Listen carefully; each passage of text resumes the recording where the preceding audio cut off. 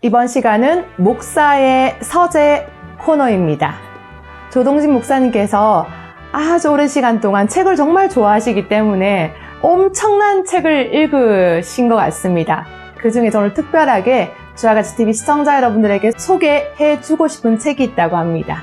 그러면 목사님 무슨 책인지 정말 궁금한데 부탁드리겠습니다. 네, 감사합니다. 순교자 문중경과 그의 사람들이라는 책은 바로 어떤 책이냐 하면은 바로 나와 연관된 이런 책입니다. 문중경 전도사님은 우리 첨모님의 전도사님이 우리 첨모님이 조카가 됩니다. 친조카입니다. 그렇기 때문에 이번 코너를 통해서 정말 훌륭한 이렇게 순교자의 고모 할머님이 되셨다는 거 감사를 드리고, 나는 그의 후기자가 돼야 될 텐데 어떻게 후기자가 될 수가 있느냐, 나는 부끄럽게 생각하면서 남은 여생이 산 순교자로서 이제 이런 돌아가신 순교자님의 대를 이어서 산 순교자님이 되고, 또한 이 책에 나오는 바로 백정희 전도사님이 바로 도서의 선교자의 산 순교자라는 이런 말씀을 읽고, 나도 그 대를 이어서 산 순교자로서 내 일생을 마치고자 합니다.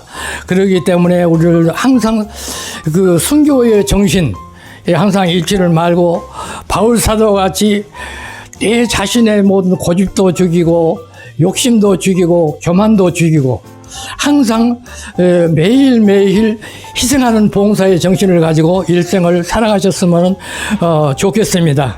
순교자 문중경과 그의 사람들 책을 소개합니다. 감사합니다.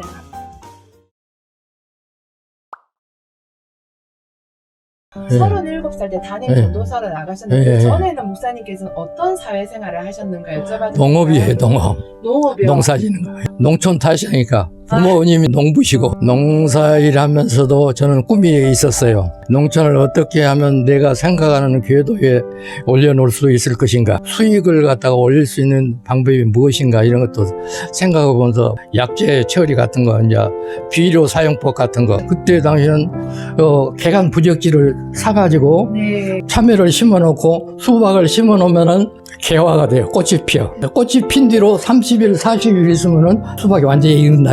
매달 며칠 수박 구데기마다 번호를 다시 매겨놔요. 몇 번 구데기에서 몇 번 마디에서 수박꽃이 피면은 거기다가 꼬리표를 붙여가지고 언제나 있겠다. 그럼 하루에 몇 통이 있고 그런 까지 기록하면서 모두 했는데, 그때 당시에 67, 68 한 해가 왔어요. 한 해가 와서 모든 일이 다 수포로 들어가고 가뭄이 오니까 수확이 없고 먹고 살아야 되기 때문에 젊은 사람들이 이제 영원한 사람들이 전부 다 서울로 다 올라가게 되죠. 그러셨구나. 목사님 서울에는 몇 살 때 올라가신 거세요? 한 38살에 올라갔을 거예요. 서울 생활을 한 3년 정도 하셨네, 목사님. 네. 성광교회라고 남과자동 교회를 나가게 됐죠.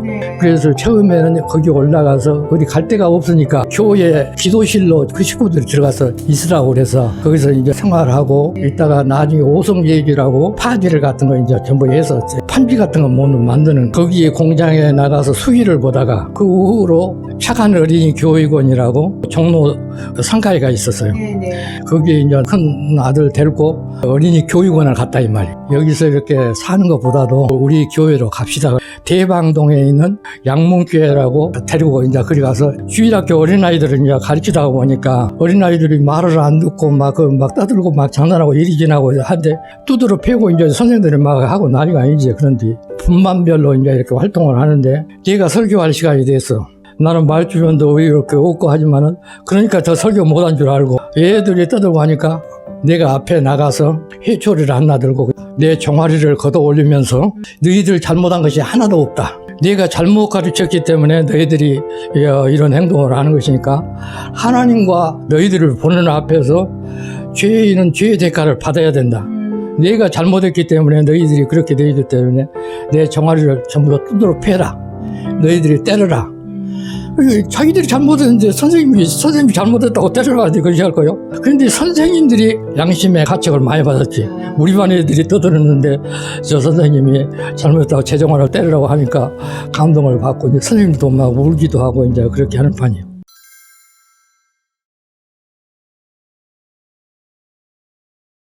새벽 기도 마치고 집에 돌아갔는데 바로 이제 비가 많이 와가지고 여기는 대방동이고 그렇게 개천이 있어. 네. 그 건너가 신림동이에요. 건너 와야 되고 또 건너 가야 되는 학생들도 있고 그런데 이제 그런 애들을 업어서 건네고 양쪽으로 일 갔다가 저리 갔다 이제 하고 있는데 밥 먹으러 올 때가 되는데 집에 사람 안 오니까 그 개천 뚝에 와서 보니까 그렇게 하고 있거든.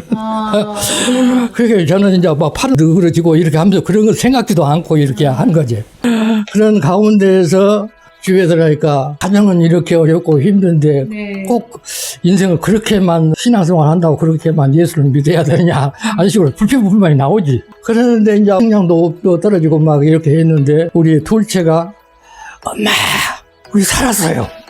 진빨리 아저씨가 쌀이랑 뭐 밀가루랑 하나씩 골라서 집을 물어봐서 왔다고 그래서 집에 사람도 이제 한없이 이제 우리 집 살았다고. 이제 거기 신림동 그 지역에서는 벽돌 공장이 있었어요. 그래서 이제 브로크도 찍고 벽돌도 찍고 하는데 밤이면 브로크 찍어 놓으면은 그건 다 말리면 한 장 모여놓고 하거든. 벽돌은 6장씩 이렇게 찍어졌고 한 300장씩 이렇게 우비로 쌓아야 한 더미가 되면은 250원인가 그렇게 줬던 거예요. 그랬을 거예요. 그런데 여름에는 더우니까 밤에 넷째 딸 집에 사람이 배 갖고 있을 때. 근데 배 얘기 불러가지고 같이 벽돌을 운반해야 돼요. 어떤 면은 얘기를 위에다가 누르면서다시피 옮겨서 쌓고 하니까 때로는 옆에 지나가는 사람마다 깔끌깔끌 웃으면서 이렇게 어떻게 사느냐. 정말 안 됐다 하고 이제 그렇게 뭐 돕지는 못하고 옛날에 뭐 다 어렵게 사는 판이라 그렇게 해서 어려울 때를 지나고 때로는 연탄가스 중독이 돼가지고 언젠가가 이제 이렇게 병원으로 울고 그러고 가는데 이제 깨어나거든. 맑은 공기 쐬고 하다가 이제 깨어나가 이제 돌아오고 그런 것들이 난 주님을 본받고 주님만 따라간다는 그런 심정으로 이제 살아오는 과정이었고. 그러니까 목사님은 정말 말씀대로 사셨고 저도 같은 신앙인으로서 목사님의 말씀을 들어보면서 제가 참 부끄럽다라는 생각을 참 많이 하게 되는데 목사님의 이 신앙의 깊이나 넓이에 있어가지고 또 자녀들은 아직 미숙하다 보니까 이해하지 못한 부분이 분명히 있었을 거예요. 무진장 많아요.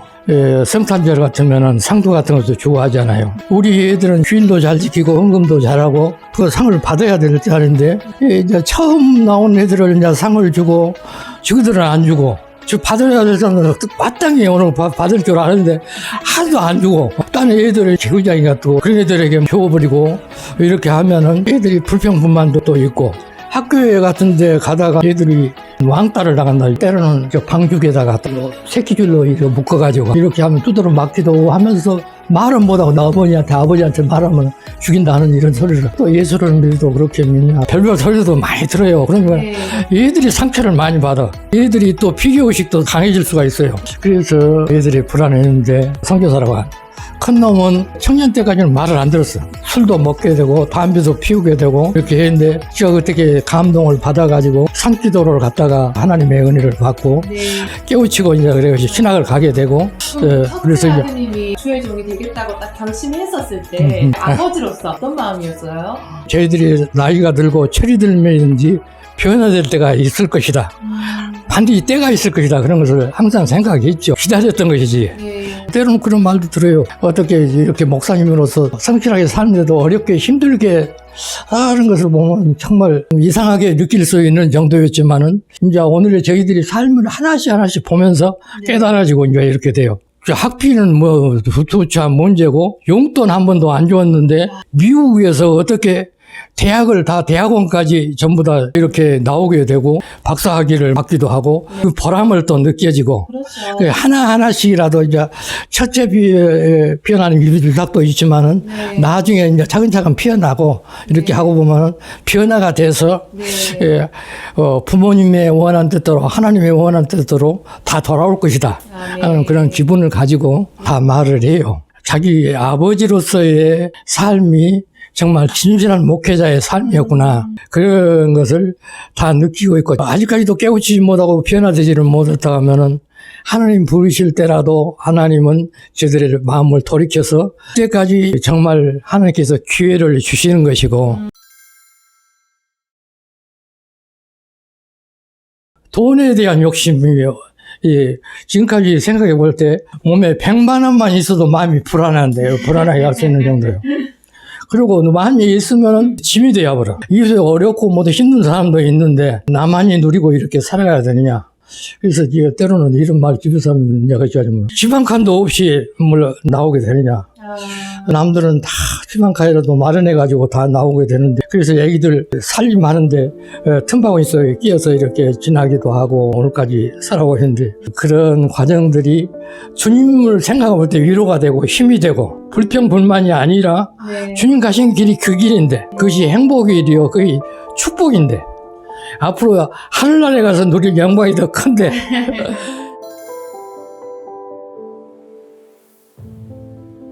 예수님만 본받고 닮으다 보니까 남이 볼 때는 처음에는 좀 이상한 사람으로 볼 줄은 모르지만 오늘 나를 나라게 만들어가는 과정이지. 주님 부르신 날까지 주님 앞에 설 때 인정을 받고, 아, 동진이 왔느냐, 이제 네가 편히 쉬고 내 있을 것도 다 예비해 두셨다. 그런 심정을 가지고 서니까 내 마음의 뿌듯함을 늘 느껴요. 그러니까 전천후 신앙, 비가 오나 바람이 부나 어떤 때나 이런 자족하는 비결과 생활 자세를 가지고 살아가요. 그러니까 오늘이 나의 마지막으로 오늘 또 알고 이렇게 참 감사하게 생각하죠. 그런데 지금까지도 하나님 앞에 한 가지 더 할 것은 뭐냐면은 내 일생을 하나님 앞에 드리는데 어떻게 드려야 될 것인가. 여기 상조 예비를 우리 교단으로 말하자면은 자기 본인이 죽으면은 상조 예비가 나와요. 그런데 집에서는 못까지 들었어 나는. 이것을 받게 되는데 하나님의 제단을 하나 세우는 데에다가 하여튼 하나 세우고 나머지는 나나 집에 사람 죽는데 비용으로 이제 보태 쓰고 그들은 나머지는 도와서 이렇게 할 수 있도록 이렇게 유언이라도 이럴 때 말을 해주는 것이 나도 좋을 것 같고, 그래서 내 마지막 생명은 하나님 앞에 드린다는 그런 심정을 가지고 그렇게 해서 이 세상에 거저 왔으니 거저 주어라 하는 것처럼 하나님 앞에 다 드리고 싶은 그런 심정으로 오늘 살아가고 있어요. 어떤 면으로 보면은 이 목회하기가 힘든 것은 바로 무엇이냐면은 늘 말하는 것처럼 물질 좋아하면 안 되고 그 목회자가 아니고 싹군 목자가 될 수밖에 없고, 다음에는 명예 권세를 받아서는 안 되고, 뭐 지방회장 같은 거 이제 무슨 높은 자리 하는 것을 싫어해요. 때로는 이제 메고 다니는 가방에 구두솔과 구두약을 다니고 다니면서 처음에 집사 때는 구두도 닦아주고 신발 정리 같은 것도 이렇게 하면서 제일 낮은 것부터 이렇게 하는 생활이에요. 우리 주님께서 말 섬김을 받으러 온 것이 아니라 내가 섬기러 왔다 하는 그 마음이 항상 내 생활에 스쳐가면서 우리 주님과 동반자로서의 내가 그 길을 걸어가고 싶은 그런 심정으로 살아가고 있고,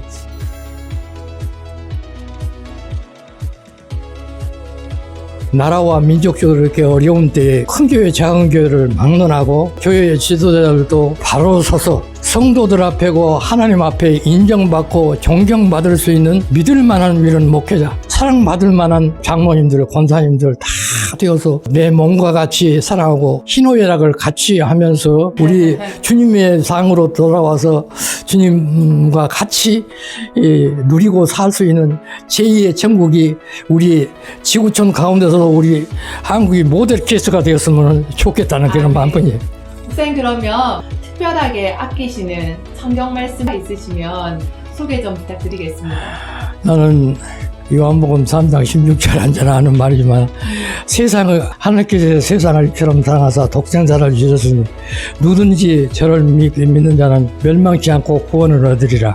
예, 그 구절이 왜 그 말씀이 목사님 마음 가운데 특별하게 더 와닿으셨는지. 내 마음도 누구 하나 편가르지 아니하고 오직 주님의 마음으로 돌아오면은 그렇게 우리 인생을 살아갈 수 있겠다. 주님의 생각이 내 생각인 것처럼 내 생각이 주님의 생각, 주님이 내 안에, 내가 주님 안에.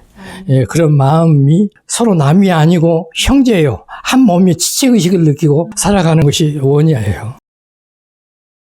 이번 시간은 시청자로부터의 질문 코너입니다. 시청자 여러분께서 보내주신 것 중에 제가 골라서 질문을 하고 답을 얻고 있는데요. 질문 드리는 거 이외에 여러분 궁금한 거 있으시면 여기 댓글창에 남겨주시면 참고하도록 하겠습니다. 목사님에게 있어 목사란 무엇인가요? 목사란 하나님께서 마지막 나를 택하셔서 책임자로 부르셨다. 내 대신 이렇게 살아라 하는 그런 심정으로 부르셨기 때문에 정말 모델이 되어야 되고 주님의 모습을 보여야 되고 우리의 말씀이 우리의 생활과 삶의 참 현주소가 되었으면 네. 목사란 예수님의 모습을 그대로 이 땅에서 살아내는 자가 목사이다.